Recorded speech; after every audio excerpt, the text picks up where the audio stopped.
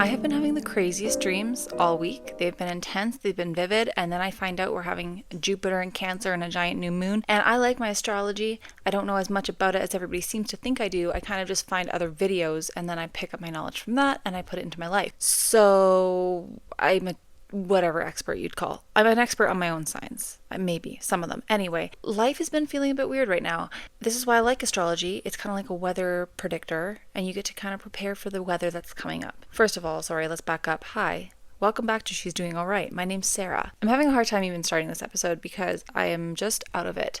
I'm feeling very tired. I'm feeling discombobulated, I feel like. And one thing that I was reading up on this astrology thing, sorry, again, pause. I've got no notes, okay? I'm just going off of what has been really in my head right now. I think that it is stemming from a phone addiction and just constantly pushing aside what I want to be doing for habits that are not serving me. Obviously, if you've been listening to this for a little bit, this is a theme that we've been discussing a lot lately. I've just been struggling with habits, and I know a lot of friends who are also, we're talking about the things we want to do, and yet our actions are doing nothing to put us where we want to be. Not for everybody. A lot of my friends are actually doing really well, and they're pushing themselves to what they want to do. So, okay, I wanted to talk about this Jupiter in Cancer situation. I'm going to give you the most watered down, rough version. Like, this is just how I've interpreted it, okay?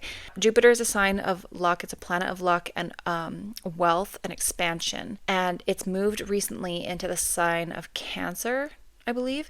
So this is where, like, everything that is in your house of where Cancer is, it's getting exalted, it's getting blown up again. The other thing is that this has not happened since 2013. So think back like 12-ish years ago. When I think back 12 years ago, I was traveling for the first time ever. I was worrying a little bit about money because I'd saved up enough for my travels, and I was backpacking for 6 months alone from my small town. I was very much in like this I don't need anybody situation. I didn't want to update my family on my trips. I didn't want to make friends. I kept to myself. It was a very mentally unwell time for me. And then in that time, I also started an eating disorder because I was spending too much time on my phone looking at content that was very victimizing and encouraging me to feel bad for myself, like other people will love you better if you look this way or whatever.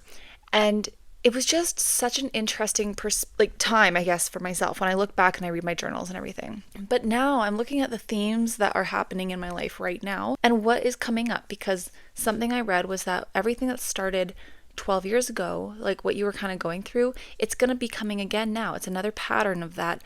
And you get to see where the cycle is picking up, like what is happening instead. I am at a point in motherhood where I'm starting to gain my independence.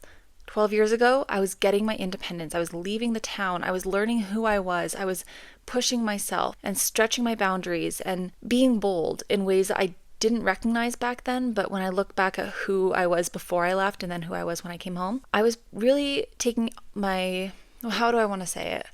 I guess 12 years ago, I was just pretending. I was deciding to be like, fake it till you make it, I guess. Now, I have a better sense of self, but I'm also coming out of that first year of motherhood. My daughter's about to turn 18 months and my son is about to be turned 4. I'm starting to get to go for days away from them, not multiple days in a row, but my daughter still is nursing at night, unfortunately for me, but we're working on that. Different story. I have spent a full day away from her, and I am getting to travel and do little things that are just for me.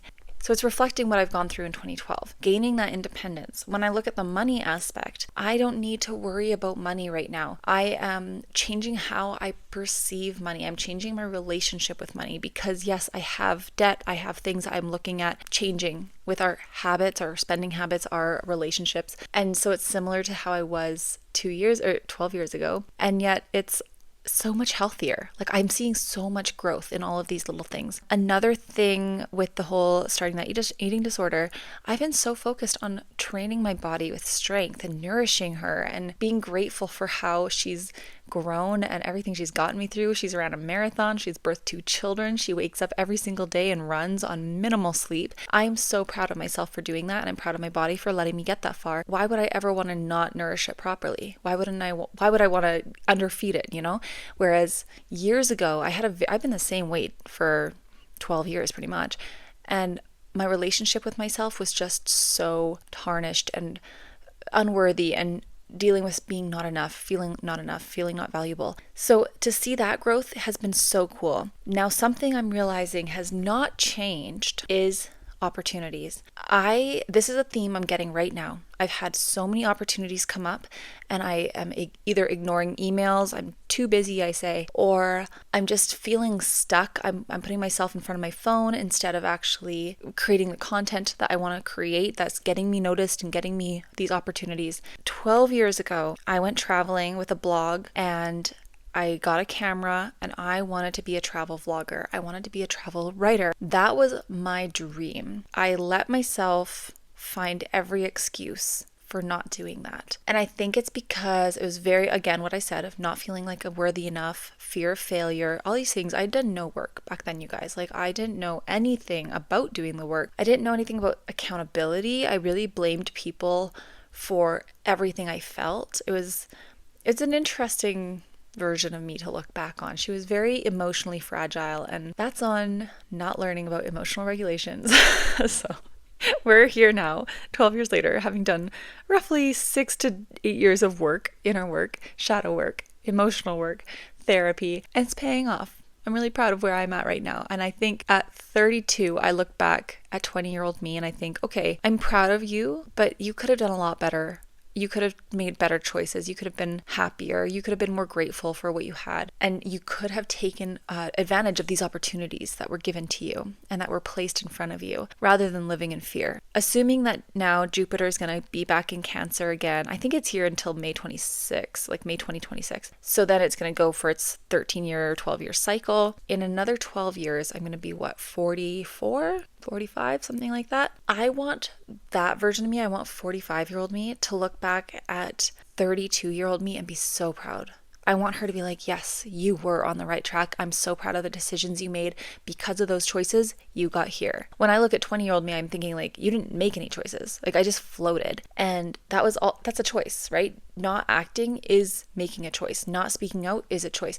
Now I get to have a voice. I get to find my ethics, find my balances. I'm saying no to opportunities because I know they don't align with me. Whereas before, I would just let them be. I'm just ignoring them because then I can say, oh, I didn't see that, or nobody offered that to me, and I can blame it on somebody else. Now, I am getting some really cool opportunities just because I'm okay with people saying no. I don't think I have a huge fear of rejection anymore. I'm taking advantage of the opportunities in front of me by just asking. And yet I can also see how I'm holding myself back, repeating those same cycles from 12 years ago by being afraid or self-sabotaging. So some of it is me not asking questions until it's too late. I don't want to hear the no. The other thing though is that self-sabotage of just not making the content. I have so much content, guys. I have so many cool ideas. And I've always said I would like to be the generator for somebody else. Like, I want to come up with all the ideas of somebody else and then you make it. If you ever have questions about, I don't know what to do, like these are my talents, I'm really good at helping other people find a million ideas for videos. And I would sit and I can write scripts, I can write content ideas, I can like storyboard it. You go make it. For me, I do the same thing. And then I just don't make it.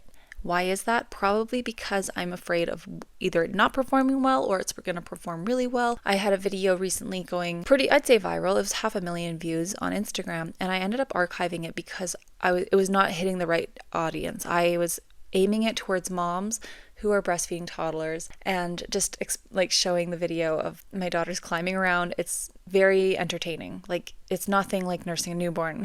I'll say that.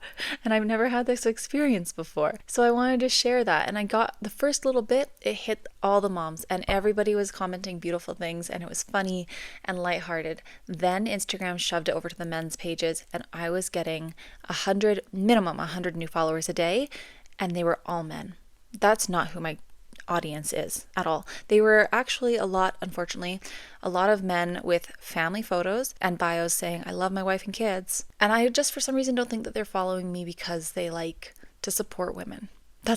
I know that that's not how they're thinking. That was disappointing. And I archived that video because as much as I loved sharing that moment with my daughter, I don't need men following me because of that kind of content. And I understood that that was not the opportunity that I need it to be. So I am taking the opportunity of having a high engagement right now, and I want to be putting out content that is targeted to my demographic and targeted to like moms in Calgary specifically, but moms in general who have mental health and are just looking for, I don't know, encouragement and a place to be seen and recognized. This whole thing back to being like Jupiter in Cancer, it is a lot of the patterns I'm recognizing that I did not take advantage of 12 years ago. I think often, what would my life look like if I had not been so afraid and if I had just done the things I wanted to do, the things like follow through on what I told myself I was going to do. And now I'm getting this second chance and I can see that I'm wasting it on certain aspects. My daughter's napping, my son's at school, and I spent 45 minutes, not 45 minutes, I guess, 20 minutes on my phone. But this morning, I spent so much time on my phone doing what?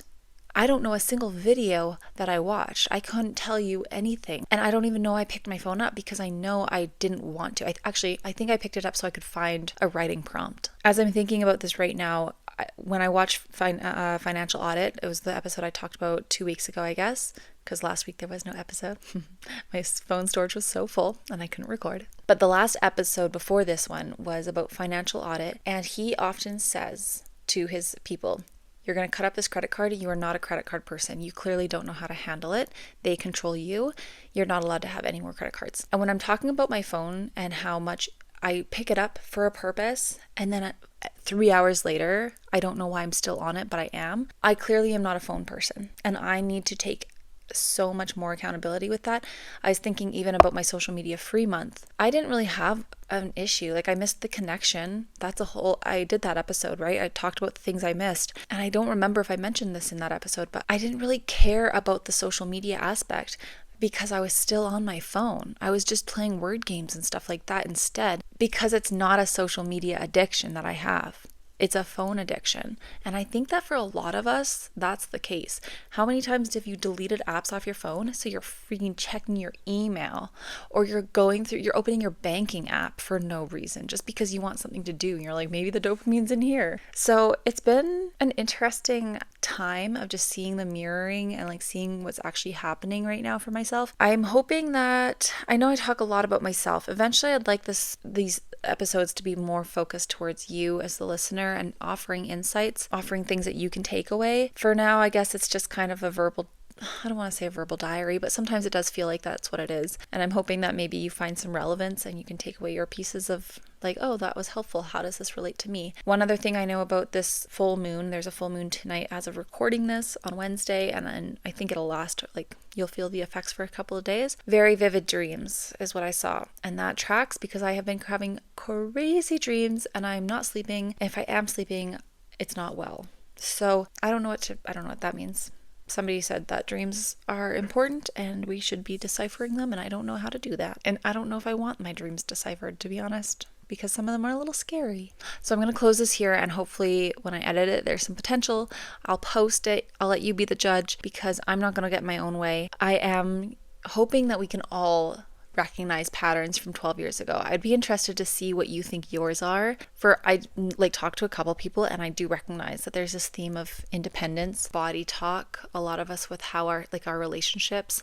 If you have your birth time and the place you were born, go ahead and find what house Cancer is in for you, because Jupiter moving into the Cancer is one part, but to personalize it, you want to find out what house that is for you.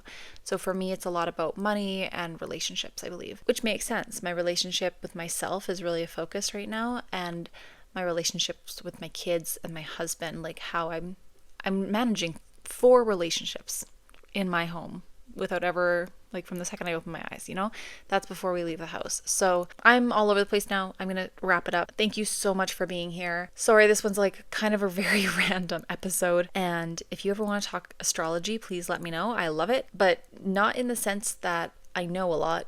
I just pick up what I'm reading and then I research that. I would like to know a lot. I think I'd be really good at it actually. But one more thing that I don't have time for at the moment, or is that an excuse? I don't know. Guess we'll never know. I love you. Thanks for being here. If you want to follow me, it's sarah.g.carter, Instagram, TikTok. There's the podcast one that never gets posted on. Send me an email if you got questions or a DM. And don't forget to look in a mirror, acknowledge your beauty, acknowledge your worth, and say, hey, I love you and you're doing all right. You are glowing, you are stunning, and you got a great butt. Thanks for being here. Love you. Bye.